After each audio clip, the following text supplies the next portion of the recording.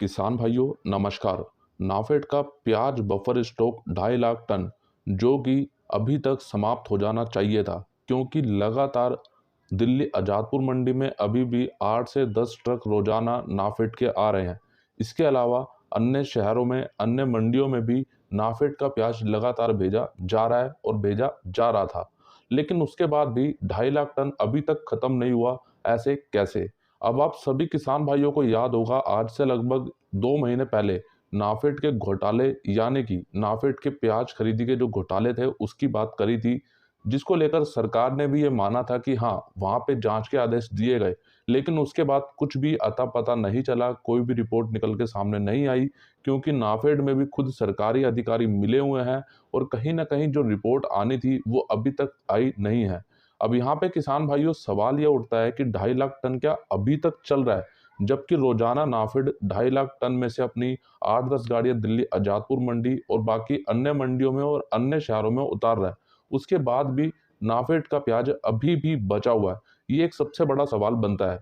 लेकिन किसान भाइयों, इसके पीछे की सच्चाई क्या है उसकी बात करते हैं। पहले हमने बात करी थी नाफेड के प्याज खरीदी घोटाले की, और जो अभी तक देखने को मिल रहा है, लेकिन अब यहाँ पर नाफेड के द्वारा स्टॉक घोटाला भी किया जा रहा है, यानी कि नाफेड के द्वारा प्याज स्टॉक का जो घोटाला है वो देखने को मिल रहा है। अभी एक ऐसी जानकारी जो मैंने आप सभी को आज से 1 सप्ताह पहले दी थी कि हमारे किसान भाइयों से और कुछ व्यापारी भाइयों से जानकारी मिली थी कि महाराष्ट्र के नासिक जिले में नाफेड के द्वारा व्यापारी भाइयों से प्याज की खरीदी की जा रही है। और ये बात किसान भाइयों बिल्कुल सही है, जो अब साबित हो चुकी है, क्योंकि नाफेड के प्याज स्टॉक का जो चक्कर है ये बहुत ही गोलमाल है। और अगर इसकी जांच सही तरह से नहीं की जाती है तो अभी भी हमारे काफी किसान भाइयों को नुकसान हो रहा है और आगे भी होता रहेगा। अब ये सब क्यों हो रहा है इसको भी हमें समझना काफी ज्यादा जरूरी है, क्योंकि लगातार ये बात उठाई जा रही है कि नाफेड की प्याज खरीदी में जो घोटाले हैं वो सामने आ रहे हैं। तो नाफेड ने सोचा क्यों ना हम किसान भाइयों को छोड़कर हमारे व्यापारी भाइयों से या फिर मंडी से प्याज ले लेते हैं, ताकि उनको प्याज भी मिलता रहे और जो उनको घोटाले जो चल रहे हैं वो भी चलते रहे और उनको फायदा भी होता रहे। तो देखो, कुल मिलाकर के किसान भाइयों, भले ही हम अपने प्याज नाफेड को नहीं देंगे इस वर्ष, लेकिन नाफेड भी तेज है। नाफेड खुद व्यापारी भाइयों से भी खरीद रहा है और लगातार मंडियों से भी नाफेड प्याज खरीदता है। तो यहाँ पर हमारे व्यापारी भाइयों को भी सोचना चाहिए, जो मंडी से उनको प्याज दे रहे हैं या फिर सीधे अपने गोदामों से नाफेड को प्याज दे रहे हैं, वो उनको प्याज ना दे। क्योंकि अगर वो प्याज देते रहेंगे तो कहीं ना कहीं अभी भी जैसी मंदी चल रही है और अगले वर्ष भी हमें यही मंदी देखने को मिलेगी, और इससे हमारे किसान भाइयों को काफी ज्यादा नुकसान इस वर्ष हुआ है और कहीं ना कहीं अगले वर्ष भी ये नुकसान उठाना पड़ सकता है। क्योंकि नाफेड ने अब कहीं ना कहीं प्याज के बाजार को पूरी तरह से अपने कब्जे में कर रखा है, और कहीं ना कहीं हम देख रहे हैं पिछले 5 महीनों से 6 महीनों से नाफेड प्याज के बाजार को उठने नहीं दे रहा। अगर बाजार 2 दिन के लिए उठता भी है तो उसके बाद कहीं ना कहीं नाफेड किसी ना किसी तरह से प्याज के बाजार को गिरा देता है। और कहीं ना कहीं इसके लिए हमारे किसान भाइयों को तो साथ आना ही है, लेकिन साथ हमारे आड़ती भाइयों को, हमारे व्यापारी भाइयों को भी आना होगा। क्योंकि अगर नाफेड सही तरह से खरीदी करता और सब कुछ पारदर्शी तरीके से होता तो हम यहाँ पे बिल्कुल भी नाफेड के खिलाफ सवाल नहीं उठाते। लेकिन नाफेड ने यहाँ पे मजबूर कराया सबको, क्योंकि नाफेड की प्याज खरीदी में जितने घोटाले पीछे हुए हैं वो शायद किसी को नहीं मालूम। और अगर इसकी सही तरह से जांच होती है, और मुझे नहीं लगता कि इसकी सही तरह से जांच की जाएगी, क्योंकि इसमें भी हमारे कुछ बड़े बड़े अफसर अधिकारी हैं जो खुद सरकारी संस्था से हैं, तो वो क्यों चाहेंगे कि हमारा नाम किसी भी घोटाले में आए। बाकी इसको लेकर किसान भाइयों, व्यापारी भाइयों और हमारे आड़ती भाई अगर इस वीडियो को देख रहे हैं तो कमेंट करके जरूर बताना, क्योंकि नाफेड के द्वारा कहीं ना कहीं प्याज बाजार में मनमानी की जा रही है। तो इसीलिए अगर अभी से हम इसके बारे में नहीं सोचेंगे तो अब जो 2023 आ रहा है और कहीं ना कहीं अप्रैल और मई में जब नाफेड की प्याज खरीदी शुरू होगी तो फिर से हमें वही स्थिति देखने को मिलेगी जो 2022 में इस वर्ष में देखने को मिली थी। अब बात करते हैं, आज बेंगलोर मंडी में नए और पुराना प्याज दोनों की आवक मिलाकर लगभग 225 ट्रक की रही, जो कि कल के मुकाबले आज फिर से बढ़ चुकी है। इसमें नए प्याज की आवक लगभग 50 ट्रक की रही। और आज बेंगलोर मंडी में कर्नाटक का नया प्याज 800 रुपए से 2200 रुपए तक बिका है। और किसान भाइयों, कल नीमच मंडी में नया लहसुन आया था जो कि 11,111 रुपए तो बिका, और दूसरा लहसुन 51,111 रुपए बिका है। जी हाँ, 51,111 रुपए नीमच मंडी में नए लहसुन का मुहूर्त हुआ है। ये केवल मुहूर्त का भाव है, बाकी अब जो भी आगे भाव रहेंगे उसकी जानकारी आपको समय समय पर दी जाएगी। और जैसा कि हमने पिछले सप्ताह बात करी थी मौसम को लेकर, तो कहीं न कहीं बिल्कुल मध्य प्रदेश और महाराष्ट्र में उसी तरह का मौसम बना हुआ है।